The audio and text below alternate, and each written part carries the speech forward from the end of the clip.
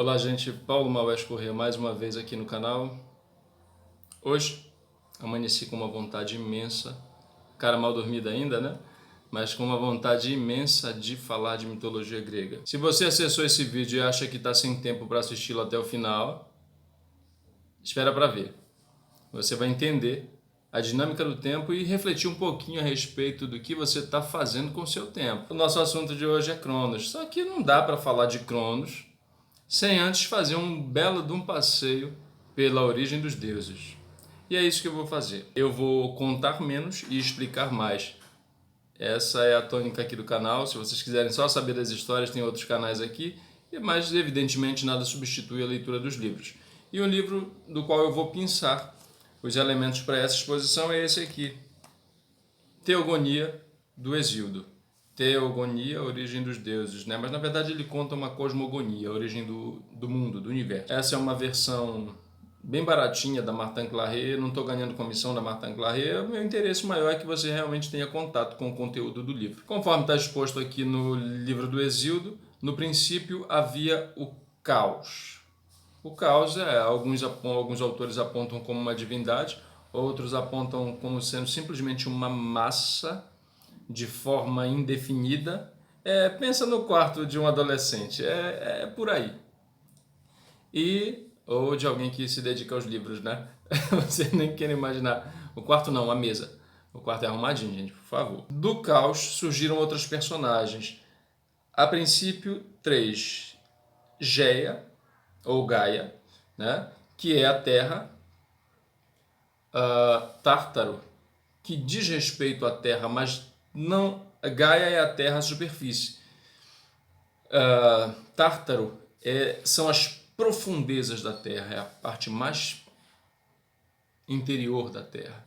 E um outro foi Eros, que todo mundo conhece quem é, tem que fazer um vídeo só a respeito de Eros, porque ele tem várias configurações de acordo com os autores. Esses personagens deram origem a outros e outros e outros e outros. A genealogia é muito grande.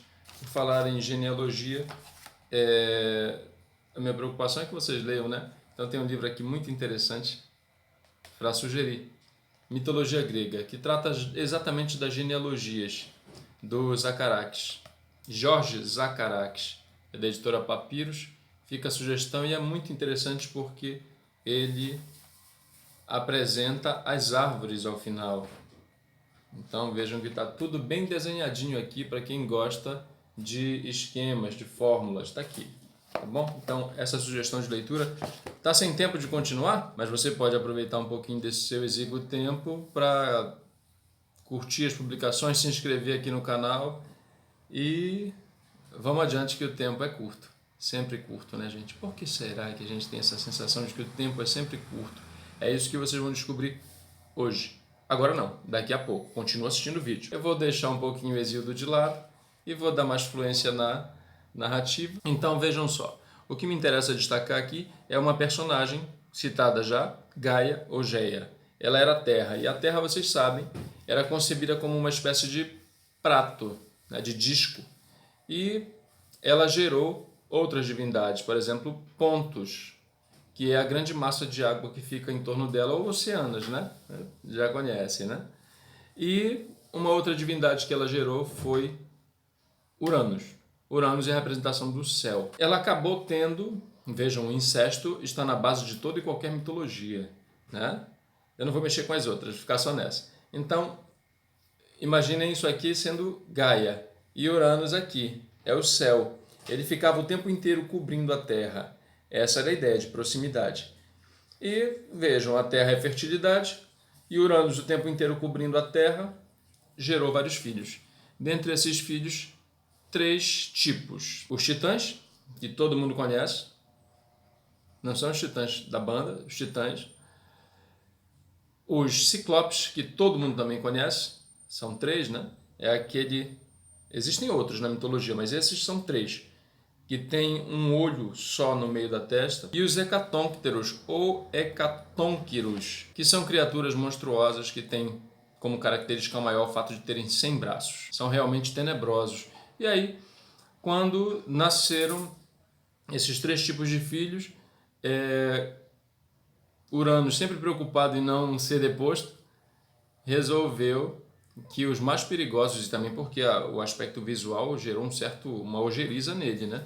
Ele resolveu prender os hecatônquteros no mais profundo do seio da Terra, lá no Tártaro. Aí vocês já sabem, né?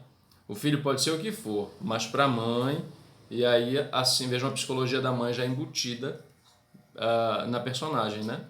Então, Gaia resolveu se vingar. E para se vingar, ela pediu ajuda dos filhos. Só que somente Cronos se propôs a ajudá-la. Fizeram um plano, né? E consistia no seguinte: Cronos se muniu de uma adaga, então uma arma branca, né? E se aproximou de Uranus e simplesmente fez isso, castrou o próprio pai.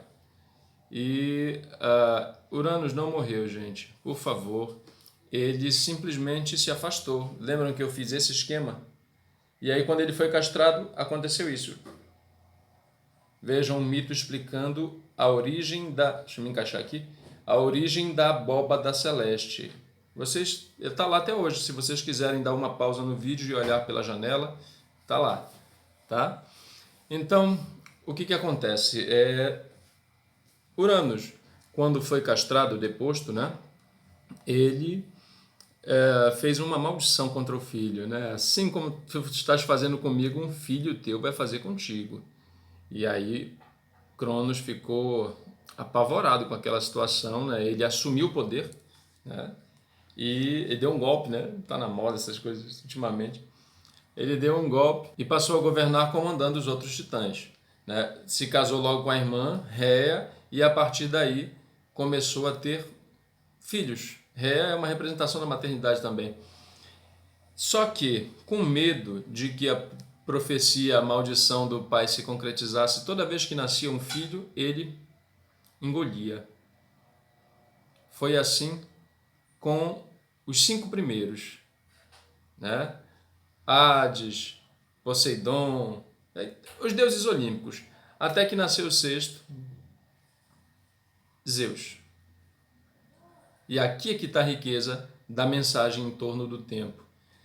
Réa já estava assim, poxa, aborrecida, né? Ela resolveu trapacear Cronos. Ela enrolou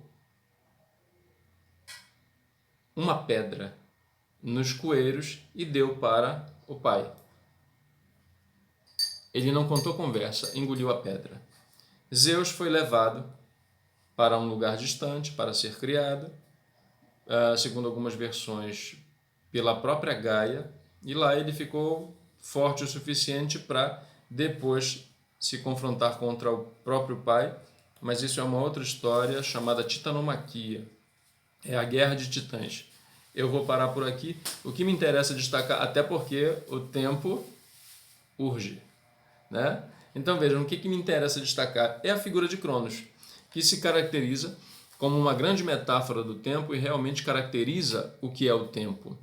Vejam que ele é devorador dos seus filhos e sequer uma pedra está livre desse poder devorador, dessa voracidade do tempo.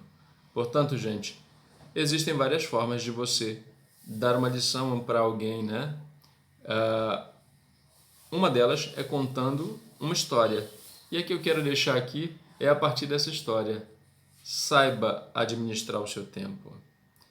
Porque a todo segundo nós, como filhos do tempo também, somos devorados. Ele vai nos devorando aos poucos.